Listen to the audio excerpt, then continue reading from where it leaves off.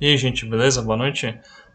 Então, continuando o nosso projetinho do mal aqui, o que a gente vai tentar fazer agora?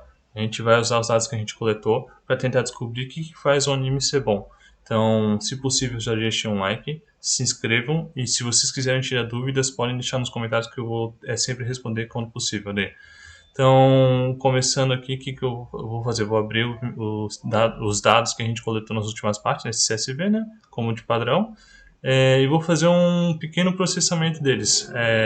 Nós, na prática, a gente vai querer, através de alguns dados como gênero, estúdios, produtoras, etc., fazer uma regressão para tentar prever o score do anime, que é isso que diz se um anime ele é bom ou não, né? Então, para isso, a gente vai usar uma ferramenta chamada PyCarrot, que é um puta de um quebra-galho. Ela usa vários modelos e compara eles para te retornar o melhor segundo algumas métricas. Mas para isso a gente precisa organizar os dados, pois a gente tem alguns dados categóricos e outros numéricos. Os categóricos seriam o que eu tinha comentado antes, né? O gênero, o tema do anime, estúdios e por aí vai.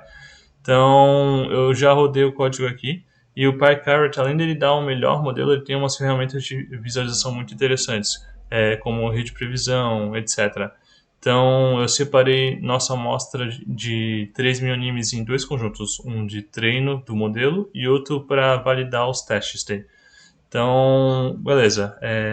Essa parte aqui seria mais para fazer a processamento, né? Eu estou pegando aqui os dados categóricos como gêneros, como temas e producers. Eu estou dizendo o seguinte: se ele for de algum estúdio tal, por exemplo, estúdio bônus, ele vai ter como valor para essa categoria 1, e se ele não for, ele vai ter 0. E aí eu vou fazer isso para todas as colunas, no caso, né? Tanto de gêneros, filmes e producers. O nosso data frame, então, ele vai ficar uma coisa, assim. Vamos lá. Aquilo ali era a minha colinha, né? Se vocês derem uma pausa daí. Então, ok. Se você ver aqui, né? Tem esse estúdio aqui, Tamakoshi. Todos eles aqui estão zerados, mas se tiver um é porque o anime que está aqui, ele foi produzido por aquele estúdio, no caso, né? E aí tem outras coisas como, por exemplo, se for shoujo, aí se for um vai ser shoujo, se for zero não é shoujo, ok? Então essa é a ideia. A gente faz isso para tentar fazer uma regressão em cima deles para usar dessas variáveis de um jeito mais interessante, assim, sabe? Enfim. É, então, o que eu estou fazendo? Estou importando aqui o PyCarrot, eu estou dropando algumas colunas que eu não vou usar, como a sinopse, o nick da imagem, demographics, porque eu tinha comentado antes que tinha muito dado faltando, né? O status do anime, se ele já terminou ou não, se está lançando, isso aqui não é muito útil para a gente, e links, né? Então, daqueles 3.000 dados que a gente tinha coletado, eu peguei uma amostra de 2.500 e aí diz que essa aqui vai ser a nossa amostra de nosso conjunto de treino daí. E aí o conjunto de testes ele vai ser esse cara aqui, mas como é que é? Vai ser o conjunto de dados que está no DF, mas que não estão no treino daí. Então são os dados restantes daí. Então o que eu estou fazendo aqui? Estou pegando agora aquelas colunas que a gente tinha feito para que a gente chama de dummies, né? Para dizer se o dado era de um certo estúdio ou um certo gênero, e aí eu estou appendando, estou agregando junto com uma lista chamada cat figures, que seriam as variáveis categóricas daí. E aí todas elas seriam essas daqui. Tudo isso aqui são estúdios, são gênero do anime, por aí vai. Aí o que eu vou fazer? Eu vou pegar então vou fazer deixa eu ver, um chamado experimento, onde essa função aqui é a função do PyCarrot. O que eu faço? Eu pego o nosso conjunto ali de treinos, eu dou uma variável alvo para ela, que seria o score, né? E digo que nossas variáveis categóricas seriam final categories, que seria essa series aqui, não é uma series, tá? Eu converti para uma lista depois. Seria nossa lista de variáveis ali, né? É que aqui eu precisei fazer algumas gambiarras daí. E aí, beleza, você toca o experimento, ele vai demorar um tempinho aqui, vai mostrar que seu conjunto de dados tem 2.500 pontos, o conjunto de treino, o que o PyCarrot faz? Ele pega o conjunto de treino e ele divide em outras duas partes, né? Um treino dele mesmo e o conjunto de validação, ele chama, né? E aí ele faz o chamado cross-validation. O que é o cross-validation? Ele pega, divide o conjunto de treino e teste em 10 partes, né? E aí ele, digamos, ele faz o seguinte, ele pega 9 partes para teste, para treino, e usa essa de teste. Aí depois ele pega, remove essa parte, usa essas 9 de treino e usa essa aqui de teste. E vai fazendo isso com todos esses conjuntos, claro, né? Fazendo uma amostra aleatória, não sempre não é uma coisa determinística, né? E aí para poder dar fazer uma melhor validação dele, a gente chama de cross-validation. Deem uma olhadinha depois de. Então, ok, ele faz isso, 2.500 dados, 2.500 pontos, 1.750 é para treino, 750 para teste, e aí temos 4 variáveis numéricas ali, no caso favorites, número de membros, etc. Diz aqui que tem cerca de 1% de linhas que estão faltando. Aí tá, ele fez o pré-processamento aqui, que seria enfim, está fazendo uns dados ali, né? E aqui seria o número de cross-validations que ele está fazendo, no caso, né? Então tá, aí o que ele está fazendo? Quando roda isso aqui, né? Ele vai fazendo vários testes de modelos e no final das contas, o melhor foi esse cara aqui, né? Onde essas métricas, a que mais nos é interessante, assim, mais fácil de entender, é o R quadrado, que a gente vai ver aqui. Né? O que é o R quadrado? Ele diz o seguinte: quanto mais próximo de zero, mais aleatório é o modelo, assim, ou seja, mais inútil ele é no caso, né? Daí, quanto que mais próximo de 1, mais ele se aproxima dessa linha aqui tracejada mais transparente, que seria a identidade, ou seja, mais assertivo ele é, no caso, né? Então, um R quadrado de 0,67 é um modelinho relativamente ok. E além disso, que ele dá? Ele também dá algumas outras coisas, como, por exemplo, a importância de cada variável. Aqui, tá, ele demora para carregar, né, um pouquinho, mas aqui a gente consegue enxergar bem o que ele leva mais, no nosso conjunto de dados, né, o que seria mais interessante. Ah, putz, travou, cara. Tá, não, é esse cara aqui, peraí, perdão. Aí, beleza.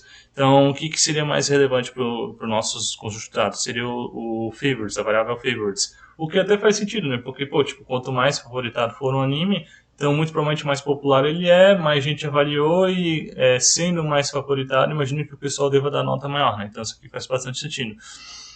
Além disso, o que faz um anime bom é quem faz o anime, né? Então, não importa se a história ela for boa, mas a adaptação for feita de maneira meio porca, né? Então, por exemplo, peguem Ufotable, sobre o Ufotable, pegando como exemplo a série Fate Stay Night. Né? O Stay Night ficou muito ruim porque foi feito pelo Estúdio Jin, mas quando você pega o BW, que foi feito pelo Ufotable, pô, sensacional. Tanto que foi, acho que, a virada de chave, assim, foi o que fez Fate ser mainstream, no caso, né? Aí tá, questão de popularidade, tá, isso aqui enfim, não preciso comentar muito, né? Número de episódios, ok, enfim, curioso. E essas outras informações aqui, né? Além da importância de cada uma das variáveis, ele mostra também os resíduos. Os resíduos aqui, se carregar, né? Aí, carregou. Eles aqui, o que mostra? O conjunto de treino ele ficou 0,9. Isso quer dizer que ele muito provavelmente tem um pouco de overfitting, que é quando o teu modelo ele tem muito mais variáveis do que o problema ele precisa, entendeu? E aí, pô, e já o conjunto de teste ele deu 67. Então, a gente muito provavelmente teria que simplificar o modelo aqui para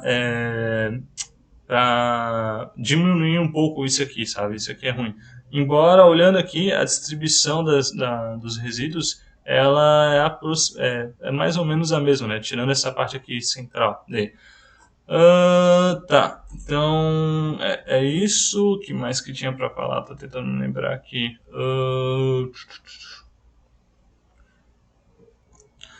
Então, beleza. Seguindo adiante, que a gente faz? O que eu fiz, né? Eu peguei daí o nosso conjunto de testes, e aí fiz uma previsão e, pô, tipo, o R quadrado dele aqui deu mais ou menos o mesmo que pro teste dele aqui. E isso é bom, por um lado, porque mostra que o modelo ele é um pouco consistente. Embora para o conjunto treino, pô, isso aqui deixa um pouco na dúvida, sabe? Mas tá. Então, pegando agora e fazendo, eu vou fazer duas colunas, né? Uma que mostra o erro da previsão em valores absolutos e outra em percentual. Então, aqui, o que eu fiz?